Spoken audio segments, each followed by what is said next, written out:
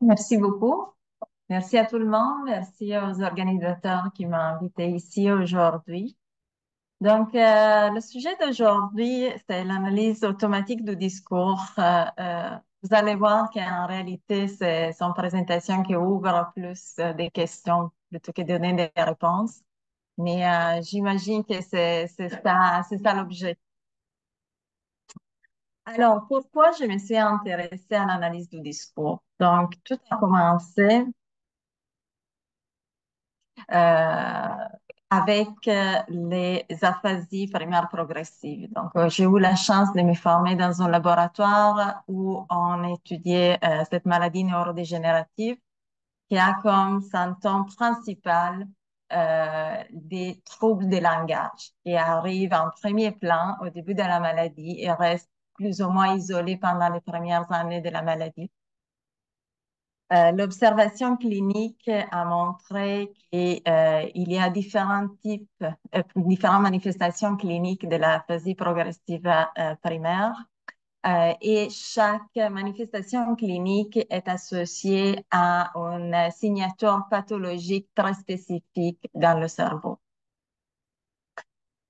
On a décrit la variante non fluente ou agrammatique de l'aphasie primaire progressive. Ces patients sont caractérisés par agrammatisme et apraxie de langage. Ils ont aussi d'habitude une compréhension des mots qui est préservée. Donc, la connaissance des mots est préservée, mais la compréhension des phrases complexes à niveau syntactique est déficitaire dans ces patients. Cette variante clinique est associée, comme vous voyez en rouge dans la diapositive, dans l'image de cerveau, à une atrophie surtout dans les régions frontales. On a une deuxième variante qui a été décrite, qui était la variante logopénique. La variante logopénique est caractérisée par un manque de mots. Donc, pendant que les patients parlent, ils cherchent beaucoup leurs mots. Ils ont des gros problèmes dans la répétition des phrases, surtout les phrases très longues. Au-delà de leur complexité, c'est vraiment la longueur des phrases parce qu'on pense que c'est la composante verbale de la mémoire de travail qui est plus touchée par la maladie. Et par contre, la compréhension des mots isolés et la connaissance sémantique est plutôt préservée. Donc, c'est vraiment un manque des mots à l'oral. Donc, ils ne trouvent pas la bonne étiquette, le bon mot pour exprimer les concepts. Mais si on leur donne le mot, ils savent la signification des mots. Et comme vous voyez ici dans l'image, l'atrophie dans cette variante clinique est plutôt concentrée dans la partie dans la jonction temporopariétale. Et on a une troisième variante qui est la variante sémantique et qui est caractérisée par une préservation de la production interne des formations des phrases au niveau grammatical. Mais par contre, ben, le discours des patients est assez vide parce que le gros problème est une dégradation du système sémantique, ce qui fait en sorte qu'ils ne sont pas capables, encore une fois, d'informer beaucoup dans leur langage spontané parce qu'ils ne trouvent pas les bons mots pour décrire les concepts. À différence de la variante logopénique, dans ce cas-là, même quand on donne les mots à ces participants, on dit qu'est-ce que ça veut dire bouteille, ils ne sont pas capables de retrouver la signification des mots. Donc, c'est un peu différent par rapport à la manifestation de la variante logopénique. Donc, on a une perte progressive de savoir sémantique et aussi ça peut être accompagné par une dyslexie ou dysgraphie de surface.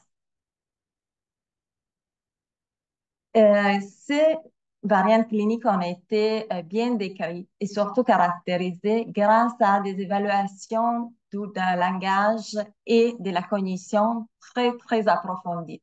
Donc, des études qui ont duré plusieurs années avec des tâches neuropsychologiques, des batteries très, très, très exhaustives, ont fait en sorte qu'on était capable de sortir ces trois variantes cliniques. Par contre, une chose que j'ai remarqué et qui a motivé un peu mon intérêt de commencer un volet de recherche sur l'analyse du discours, c'est qu'une fois que tu travailles beaucoup avec ces patients, tu commences, même quand tu parles avec eux, à remarquer certaines spécificités, certaines caractéristiques spécifiques de leur discours qui peuvent quand même donner quelques indications sur la variante clinique qui est associée à leur profil.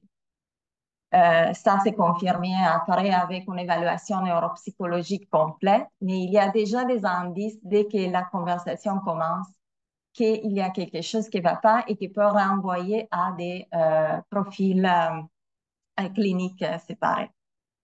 En fait, c'est un peu feeling plus clinique a été confirmé pour la première fois en 2010 avec une étude de Steven Wilson. Je ne vous demande pas de lire toute la liste des résultats, mais en gros, ce qu'il a montré, c'est que si on prenait un morceau de discours qui était illustré par la description d'une image, par exemple un test clinique qu'on utilise assez souvent, et on sortait plein de variables grammaticales, lexicales, la fréquence des mots utilisés, le nombre de pauses, la longueur des pauses, le nombre de phrases relatives, etc., etc. En prenant toutes ces variables qui ont, à partir de discours, on était capable de définir des caractéristiques des discours très spécifiques à chaque variante clinique de la phase primaire progressive. Donc, un peu ce feeling qui est déjà dans les conversations, déjà dans le discours, on peut avoir des indications sur le profil clinique des patients avec aphasie primaire progressive a été confirmé par cette étude menée en 2010. Mais ce qui m'a toujours un peu découragée, un peu en lien avec ce que Sylvie disait, on a des études théoriques, après dans la vraie vie, qu'est-ce qu'on fait? C'est que quand j'ai demandé à des collègues orthophonistes, à neuropsychologues, qu'est-ce que vous faites avec la description d'image? Est-ce que vous êtes capable de sortir toutes ces variables-là? La réponse était pas vraiment. On n'a pas le temps manuellement de compter combien de mots la personne a dit, combien de temps, combien de verbes. Et faire ça manuellement, ça prend beaucoup, beaucoup de temps. Donc, ça restait quand même une belle découverte. Ça confirmait un feeling plus clinique, mais après, ça restait une chose très générale que ça risquait de rester dans les tiroirs du laboratoire de recherche. Mais ça a été publié en 2010, 14 ans, mais déjà, c'est pas beaucoup nécessairement, mais dans l'explosion des neurosciences computationnelles, intelligence artificielle, c'est 2 millions d'années. En fait, une branche qui est très importante pour nous de l'intelligence artificielle, c'est le Natural Language Processing. En fait, c'est une branche de l'intelligence artificielle qui se focalise sur le langage et l'interaction entre la machine et l'humain via le langage. Et en fait, c'était pour moi très étonnant de découvrir qu'il y a plein des outils des Natural Language Processing qui permet l'extraction automatique de plein de variables à partir des discours et après, réaliser que dans un contexte clinique, on ne pouvait pas bénéficier de cet avantage-là et on devait se limiter à l'utilisation des données des discours pour une question de temps, une question de manque de personnel qui peut manuellement faire ces analyses-là. Donc, en fait, je me suis dit que peut-être que c'était le moment historique propice pour essayer de pousser un peu ce domaine de recherche et essayer de faire des découvertes qui avaient un petit peu plus d'applicabilité, qui pouvaient être transférées plus facilement dans un contexte clinique. Donc, j'ai commencé à focaliser mes études sur l'analyse automatique du discours et qu'est-ce que ça peut nous dire par rapport aux maladies neurodégénératives et leur phase préclinique. On en a parlé un peu hier dans la présentation avec Karim Gerbi. En fait, le machine learning nous permet de donner à une machine plein de données et après créer un modèle et tester des classifications. En fait, je me suis demandé effectivement si on pouvait mettre toutes les données des langages qu'on est capable d'extraire automatiquement à partir du discours dans notre modèle, est-ce qu'on est capable de les classifier? Et la question que je me suis posée est, mais qu'est-ce qu'on veut classifier? Quelle pourrait être une question qui est pertinente à niveau clinique? Parce que la majorité des études que j'avais trouvées dans le domaine qui commençait à exploser, c'était des études qui essayaient de distinguer des patients et des contrôles. Que c'est très intéressant. Toutes les recherches mènent à des résultats qui sont très intéressants. Mais peut-être qu'il y a certaines questions qui peuvent être un petit peu plus importantes au niveau clinique que des autres, ou peut même être plus aidantes dans un contexte d'intégrer ce type de technologie dans la réalité clinique. Je m'excuse, ce premier audio, c'est en anglais. Mais je vous demanderai d'écouter ça. Ça, c'est désolée, c'est pas en bonne qualité. C'est la scène de description d'image du pique-nique. Et là, je vais essayer de faire partir l'audio file. It is a summer day. The father and mother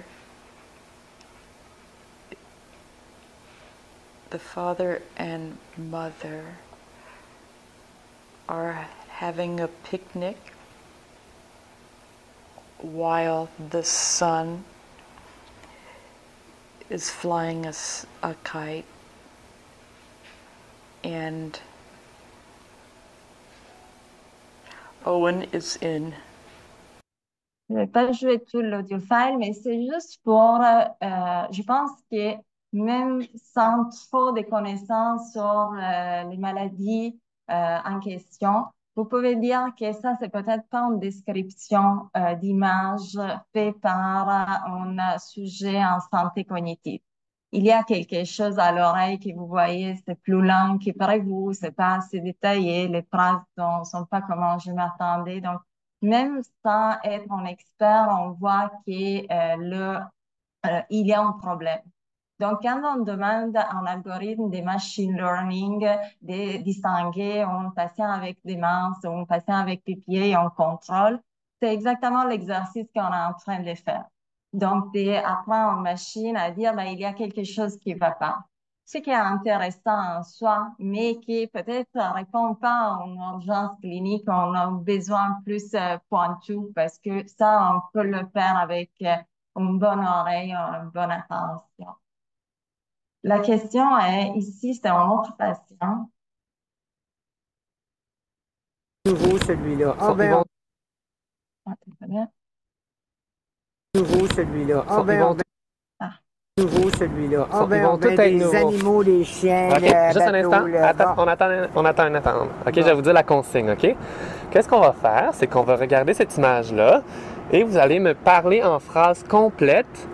Vous allez utiliser des phrases complètes pour me décrire qu'est-ce que vous voyez sur l'image. Vous essayez de me décrire tout ça. OK? Moi, je vous écoute.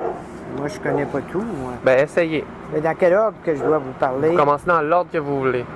Ben, ici, elle vide du vin dans une bouteille. OK. Puis c'est une dame. Puis elle est à genoux. Puis ici, évidemment, c'est un radio à côté.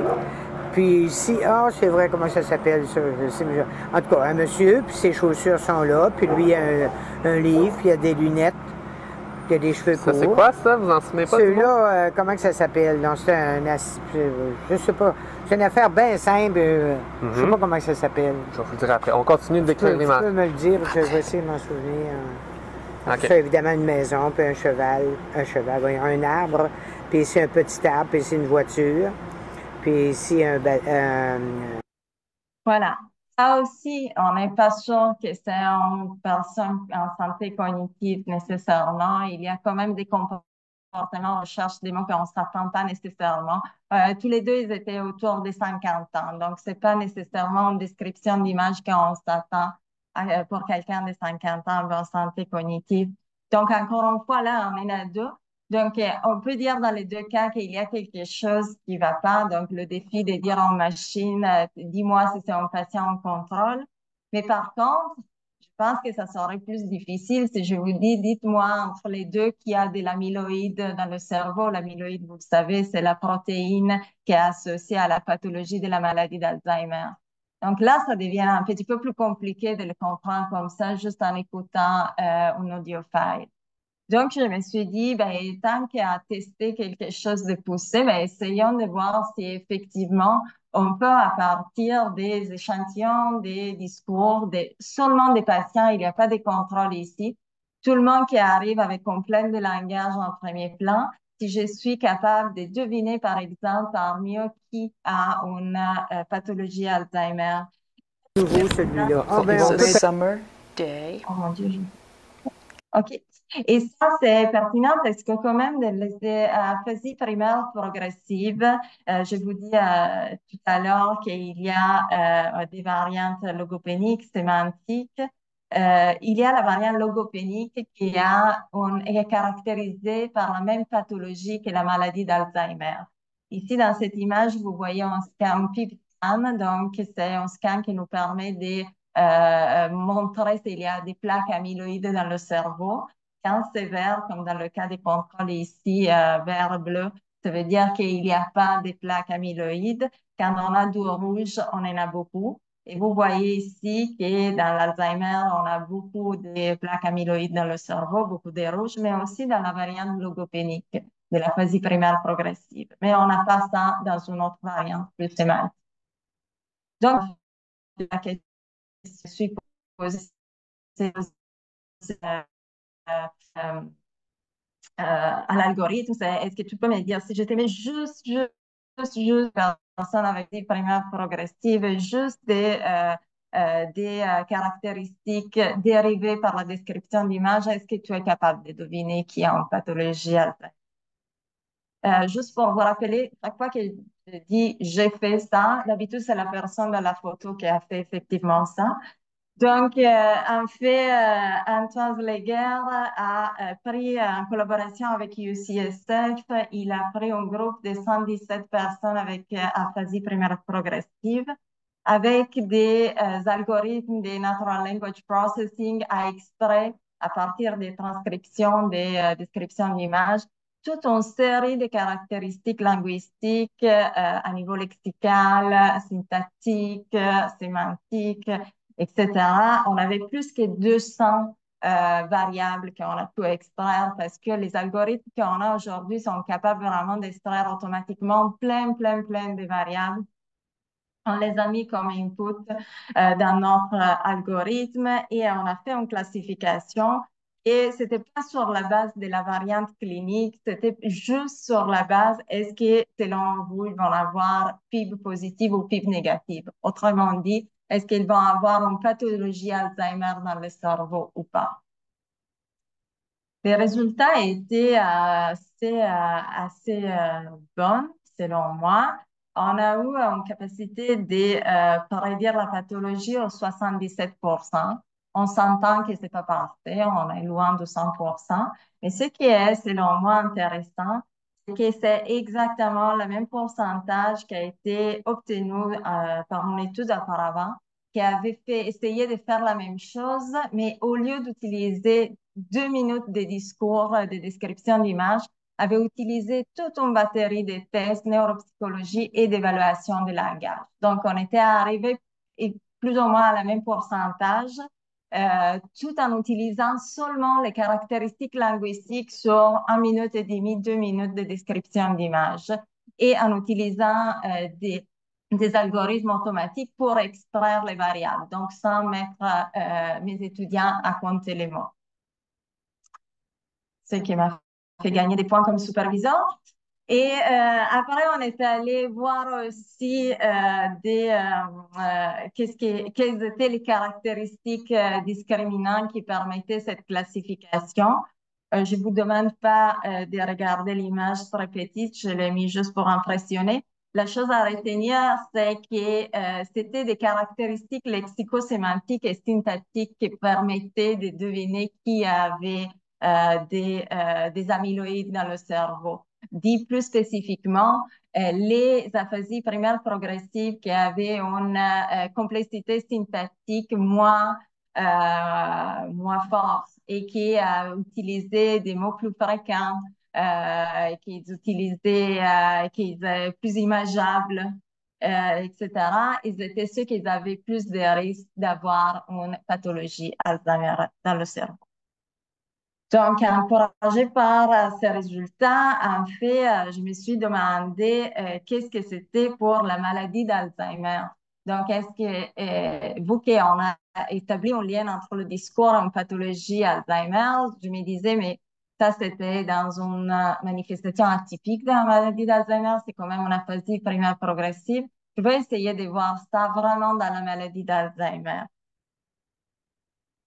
Et en fait, ben, Antoine a fait une revue de la littérature qui a montré que les études qui s'étaient intéressées au discours dans la maladie d'Alzheimer, ils avaient montré qu'ils utilisaient des mots moins fréquents, faisaient plus de pauses. Encore une fois, la complicité syntactique était moins forte. Ils avaient plus de comportements actifs de recherche des mots. Donc, on reprenait un peu un profil qu'on avait retrouvé aussi dans les aphasies progressives primaires avec pathologie Alzheimer. Par contre, et encore une fois, ben, c'est sûrement très, très intéressant selon moi caractériser le discours dans la maladie d'Alzheimer. Selon moi, c'est important de dire aussi à la famille comment la communication va changer dans les relations. C'est pas juste une curiosité scientifique, neuroscientifique ou neuropsychologique. Ça peut aller vraiment au-delà de ça. Mais en plus, nous, on était aussi intéressés à voir si dans les phases précliniques, donc avant qu'on avait une maladie d'Alzheimer, donc dans les troubles cognitifs légers, on était capable aussi de détecter ces problèmes de discours assez subtils. Donc, on a fait une revue de la littérature en 2020 qui a montré en réalité à l'époque qu'il y avait juste 7 études qui s'étaient plongées sur la question. C'est sûr qu'on est en 2024, il y en a plus, mais ce n'était pas non plus énorme. Mon étudiant Sophie Pellerin aussi a refait une revue en langue française. Encore une fois, on n'a trouvé pas beaucoup de papiers sur ça. Et surtout, les résultats sur les aspects syntaxiques et lexicaux étaient un peu partagés selon les études. Dans les barres ici, vous voyez en gris plus pâle quand les articles ils trouvaient des différences significatives entre troubles cognitifs légers et contrôle, et dans la barre plus foncée quand il n'y avait pas de différences significatives. Donc, en regardant ça, j'ai eu l'impression qu'il n'y avait pas beaucoup d'études, que quand même, il y avait quelques indications qu'il pouvait y avoir des changements de discours, mais que peut-être c'était pas très cohérent, un peu parce que chacun utilisait des variables différentes, des approches différentes. Mais ça pouvait être aussi le fait qu'effectivement, les troubles cognitifs légers, ils ont aussi des profils variés. Peut-être qu'ils n'ont pas tout le même profil. On le sait, le concept des troubles cognitifs légers est très, très hétérogène. Donc, peut-être que ça aussi, c'était un défi. Sophie Pellerin, étudiante en doctorat dans mon laboratoire, elle s'est plongée sur cette question et s'est posé la question si il y a différents profils de discours dans les troubles cognitifs légers et si les différents profils sont associés à des profils cognitifs différents. En fait, pour faire ça, c'est en collaboration avec CCNA, qui c'est le consortium canadien en neurodégénérescence associé au vieillissement. Donc, on avait les données des 210 troubles cognitifs légers. C'était une description d'image. Encore une fois, on a fait comme dans l'autre étude, automatiquement avec des algorithmes disponibles, on a sorti les variables linguistiques. Cette fois, on a fait une analyse des clusters. Donc, en gros, on demandait de prendre les variables linguistiques qu'on avait sorties et voir s'il y avait des profils différents dans nos participants. Et après, l'idée, c'était de comparer les différents profils au cluster avec des contrôles à niveau des caractéristiques linguistiques, mais aussi des caractéristiques cognitives, pour voir si des clusters différents des discours étaient associés à des profils cognitifs différents. les résultats, ils ont montré qu'effectivement, basé sur les caractéristiques des discours, on pouvait faire deux clusters. Un premier cluster qu'on a appelé dans l'article Disfluency Subgroup, c'était un groupe qui avait plus disons, une réduction de la fluence dans le discours. Il faisait plus de répétitions des mots et des concepts, plus de pauses. Et on avait un deuxième cluster qui était caractérisé par une réduction de la complexité syntactique. Donc, en fait, entre les caractéristiques qui nous permettaient de séparer les deux clusters, c'était vraiment la complexité syntactique qui sortait comme la caractéristique plus importante. Mais en analysant les résultats, on a vu aussi que ce groupe avait aussi quelques problèmes de plus à niveau lexico-sémantique. Donc, il décrivait moins d'unités de contenu dans l'image et ils étaient moins efficaces dans livrer la signification de l'image.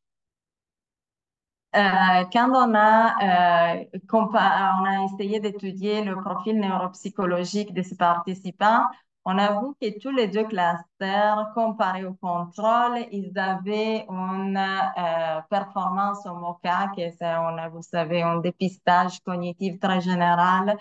Donc, ils avaient une performance qui était inférieure par rapport au contrôle et tous les deux étaient moins bons dans des tests de mémoire, donc apprentissage des listes de mots et association, par exemple, visage-nom. Mais seulement le cluster 2, comparé au cluster 1 et comparé au contrôle, semblait avoir plus de difficultés au niveau des fonctions exécutives, mémoire de travail, vitesse de traitement, langage, habilité visuospatiale. Donc, et il n'y avait pas dans le cluster 1 plus de déficits par rapport au cluster 2. Qu'est-ce que ça veut dire? Ça veut dire en gros que les TCL, les troubles cognitifs légers, qui se présentaient avec un discours moins complexe à niveau syntactique, avec plus de difficultés à niveau lexico-sémantique, était aussi le groupe qui avait des troubles cognitifs qui dépassaient le domaine de la mémoire et il allait toucher plus de domaines. Est-ce que c'est un peu ce qu'on identifie si on va avec la différenciation single domain et multiple domain? Probablement le cluster 2, c'est ce qui englobe le plus les multiple domaines avec des troubles plus exécutifs. J'aimerais bien vous dire qu'ils sont aussi ceux qui ont le biomarqueur positif pour l'Alzheimer, mais malheureusement, on n'a pas ces données-là. Et on n'a pas le suivi longitudinal pour dire que c'est ceux qui vont nécessairement devenir Alzheimer. Mais ça veut dire quand même que l'analyse des discours peut identifier des profils qui risquent d'être plus touchés à niveau des cognitions dans plusieurs domaines. Donc peut-être ça serait plus intéressant de garder en tête pour des interventions, pour du suivi longitudinal, les regarder plus de proches dans le suivi. Donc, en fait, on a découvert qu'il y a des différents profils de discours et qu'il y a un lien possible entre ces profils de discours et la cognition. On ne sait pas pour le lien avec les amyloïdes, ce qui est et ça, c'est un message que j'essaie de répéter à plusieurs reprises. Ce qui est dommage, c'est que très souvent, dans les grosses initiatives avec des bons biomarqueurs, des bonnes caractérisations neuropsychologiques, cognitives, etc., on n'a pas très souvent des morceaux de discours. Et là, avec l'évolution des outils informatisés pour cette analyse et le potentiel, si j'ai juste un message que vous pouvez garder, s'il vous plaît, si vous commencez de nouvelles initiatives, si vous savez que quelqu'un fait ça, s'il vous plaît, ajoutez l'enregistrement du discours. Ça peut être avec une description d'image ou autre, mais c'est important de l'avoir parce que c'est un domaine en explosion et donc après, aller à l'arrière, c'est difficile. Donc ça serait vraiment intéressant. Je voudrais aussi, j'ai dit que j'ai un seul message, mais j'ai plusieurs autres messages que je voulais donner parce que je parle beaucoup de langage Alzheimer et après, je m'entends toujours quelqu'un qui dit Oui, merci beaucoup. Mais on sait tous que le problème de l'Alzheimer est la mémoire. On est bien content que tu te focalises sur ça, mais quand même, il y a tellement dans le domaine de la mémoire à faire que ça me semble un détail. Moi, personnellement, je pense pas. Et la raison pour laquelle je dis ça, c'est parce que on a regardé les plaintes cognitives chez les personnes âgées. euh, Ils n'ont pas de symptômes. Les personnes âgées en santé cognitive et qui font un questionnaire avec 39 questions sur leur plainte cognitive, sur ce qui a changé dans les dernières années à niveau cognitif. Et ce qu'on s'attendait, c'est que, ben, bien sûr, toutes les questions dans le domaine des mémoires, ben, c'est là qu'on voyait des plaintes plus récurrentes. Mais quand on s'attendait quand même, le langage était bien placé, mais quand même, effectivement, nous-mêmes, on s'attendait que c'était la mémoire, la plainte à l'avant-plan. Ici, dans ce graphique, ça, c'est en collaboration avec Maxime Montalvo, professeur à McGill. Je vais vous faire un zoom, ne vous inquiétez pas. Regardez juste les couleurs pour le moment. Donc, des barres plus longues, c'est des plaintes plus importantes. Donc, et plus petits, c'est moins important. Les barres vertes sont des barres sur des questions de mémoire. Le bleu, c'est langage, jaune, attention divisée, etc. Mais vous voyez venir, qu'est-ce que je vais vous dire, c'est que parmi les trois premières plaintes chez les personnes en santé, ils n'ont pas des troubles cognitifs, ce qui remarque des plus, mais le plus important, c'est dit que ça a changé leur mémoire dans se rappeler où ils ont mis les objets. Mais les deux autres sont deux questions reliées au langage. Donc, ils se rendent compte qu'ils ont de la difficulté à trouver les bons mots dans les conversations et aussi qu'ils ont tendance à oublier des objets. Ça, c'est les trois plaintes les plus fréquentes dans des personnes de 65 ans et plus en santé. Je ne veux pas lancer un message comme alors le langage, c'est plus important que la mémoire, absolument pas. Je veux juste dire que les personnes âgées sont sensibilisées aux problèmes de mémoire. Ils sont très attentifs à ça, mais il y a des fois des choses autres qu'ils remarquent comme changement. Et donc, de se limiter des fois à poser des questions sur la mémoire, ça pourrait nous faire échapper certains indicateurs qui pourraient être intéressants. Et pour convaincre encore plus par rapport à ça, je peux vous dire que toujours dans les personnes en santé, qui n'avaient pas de troubles cognitifs du tout, mais quand même la sévérité des plaintes reliées à trouver le bon nom pour les objets était associée à une quantité plus importante d'amyloïdes dans le cerveau. Donc, même s'ils n'avaient pas de troubles cognitifs, quand même, la sévérité des plaintes cognitives par rapport au langage était associée à une présence d'amyloïdes dans le cerveau. Et on a fait aussi une analyse des prédictions et effectivement, ajouter ces deux questions-là dans le modèle prédictif a augmenté la chance de prédire qui avait plus d'amyloïdes dans le cerveau. Donc, juste pour faire un petit résumé, moi, je pense vraiment que l'analyse du discours a du potentiel. Je pense que si on se rencontre avec les moyens qu'on a aujourd'hui pour l'analyse automatique et les besoins cliniques, on n'est pas encore là, on s'entend, mais je pense qu'il y a une bonne synergie pour y arriver. Honnêtement, l'analyse du langage du discours a quelques avantages. On l'a essayé, par exemple, dans l'aphasie post-stroke, 2 jours après le stroke. Donc, c'est un moment où on n'a pas vraiment beaucoup de temps pour faire passer des grosses batteries de tests. Et on a vu quand même que la capacité, la dénomination, le résultat de la dénomination d'image était très corrélé à plusieurs aspects du discours. Et encore une fois, l'avantage, c'est qu'à l'urgence, faire décrire une image pendant 2 minutes est beaucoup plus rapide et réaliste que faire passer en 60 items des dénominations. Donc, il a cet avantage-là. Et il a aussi l'avantage que certaines tâches peuvent être administrées aussi à distance. Ça, c'est en collaboration avec ma collègue Karim Marcotte qui vient de valider que certaines caractéristiques du discours chez les personnes en santé sont préservés quand on a fait l'évaluation à distance par vidéoconférence. Donc, ça peut être un dépistage intéressant. Ça va pas remplacer l'évaluation neuropsychologique, c'est pas ça le message. Mais si on est dans des situations où c'est pas accessible une évaluation complète, où on peut pas faire déplacer la personne parce que, par exemple, il y a une pandémie, ils habitent loin, c'est compliqué pour la famille. Peut-être que ce type d'analyse pourrait nous donner quelques idées pour faire des suivis, même s'ils ne sont pas optimales.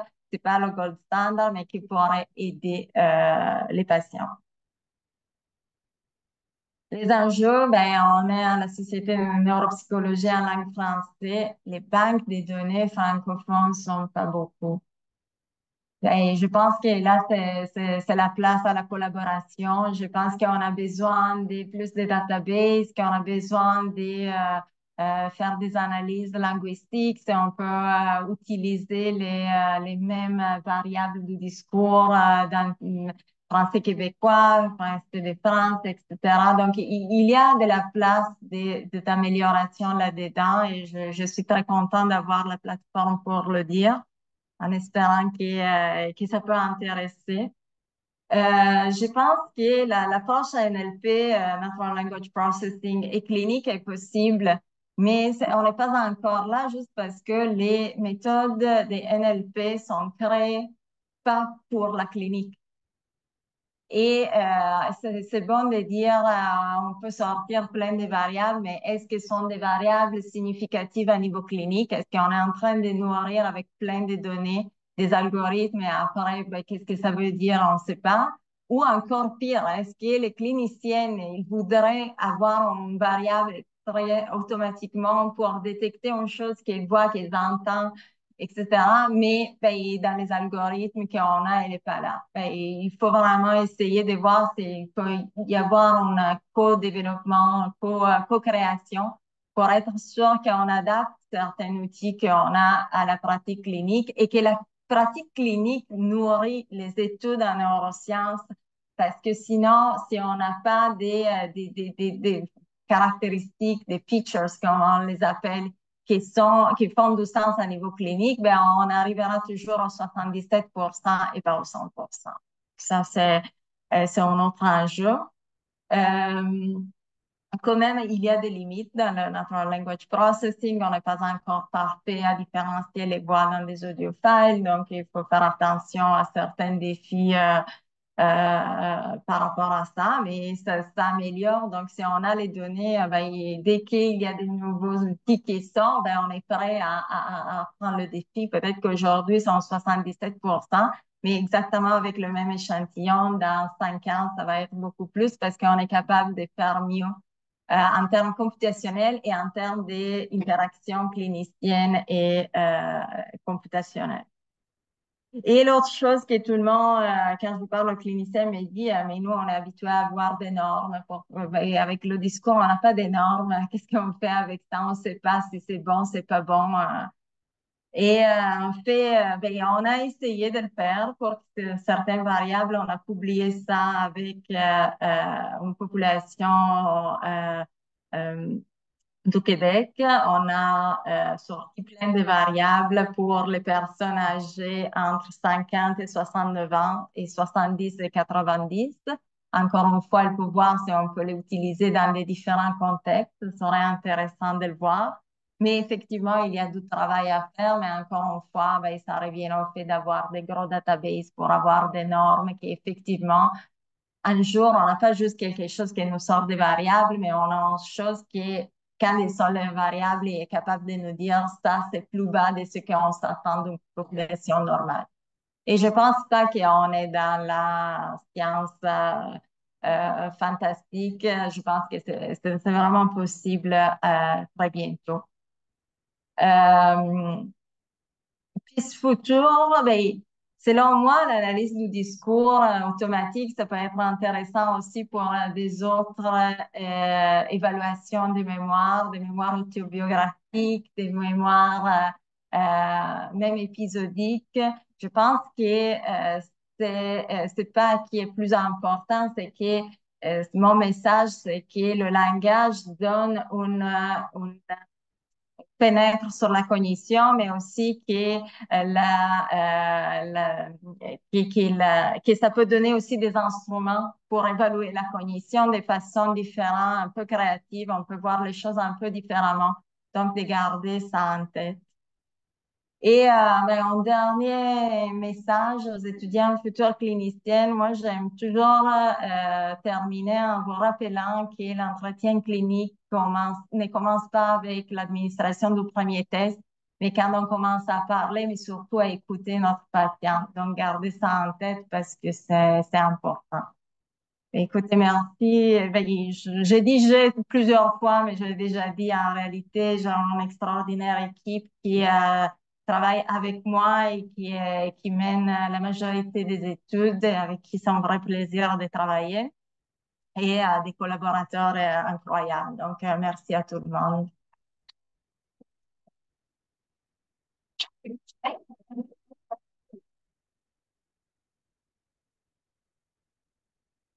Merci. Donc, sur la potentialité de ces enfants, je pense. Tout le transformation pour le cinéma. Donc, quelqu'un qui est la main tout en haut, par les forces, ça pratique. C'est beaucoup similaire à la présentation, c'est vraiment super.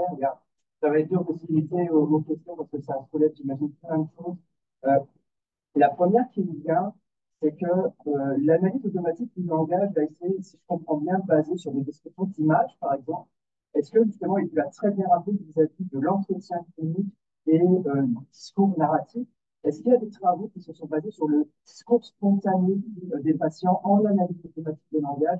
J'imagine que c'est plus difficile d'avoir des fenêtres de temps de 1 ou 2 minutes de langage spontané dans ce contexte-là, mais est-ce que ça pourrait être un apport supplémentaire en plus des bilans neuropsy ou des analyses automatiques de cadres de tests, par exemple? Ouais, mais belle question, mais en fait, niveau clinique, on utilise la description d'image et très souvent, on a commencé les travaux scientifiques sur ça parce que avoir un discours qui est limité en termes de thèmes, ça a aidé beaucoup du côté computationnel. Si on laisse quelqu'un libre, c'est un petit peu plus difficile, mais selon moi, plus informative, on pourrait aller au-delà des 2 minutes, honnêtement, on pourrait arriver à 5 avec des mesures plus stables. Vous voyez que dans la description d'image, l'audiophile de la deuxième patiente, par exemple, vous qui avez un support visuel, elle avait utilisé comme stratégie de ne pas développer des phrases et de comme nommer des choses partout. Je pense pas qu'elle avait un grammatisme, pas du tout, honnêtement, au contraire, mais le fait qu'elle avait un support visuel l'encourageait pas à former des phrases, même si c'était ça la consigne. Donc, en réalité, moi, je vois l'avantage d'avoir aussi quelqu'un qui parle en freestyle. Je pense que ça pourrait être un peu ça l'évolution de commencer de ça et après ajouter. Mais donc, tous les enregistrements sont bienvenus, même dans un contexte autre que la description d'image. Oui, j'ai j'ai fait des gens en termes de la difficulté, je reconnais l'importance de la partie d'analyse du discours, mais en même temps, le défi, je pense qu'il y a un défi de temps dans la clinique, parce que je sais pas si j'ai manqué une article de la pratique, la côté compliqué de l'article de la variable, mais c'est énorme en termes de richesse. Mais en termes de temps clinique, c'est plus facile de passer en des images. C'est plus facile de garder la mémoire, son histoire est facile à comparer. Et chose qui me semble Oui, qui va prendre énormément de temps à l'analyse. Si j'ai fait l'analyse de toutes ces variables qui présentent son une richesse incroyable, c'est très important. Mais vu que ça prend plus de temps, je pense qu'il y a des gens qui expliquent que c'est des symptômes côté et c'est effectivement très dommage. Je ne sais pas si en plus de la reconnaissance vocale de ces stratégies, technologie que tu serais à venir, on va pouvoir avoir plus. Oui, bien, sûrement, mais c'est ça l'objectif, c'est quand on le faisait manuellement, ça voulait pas ben, c'était trop long, le transcrire, compter.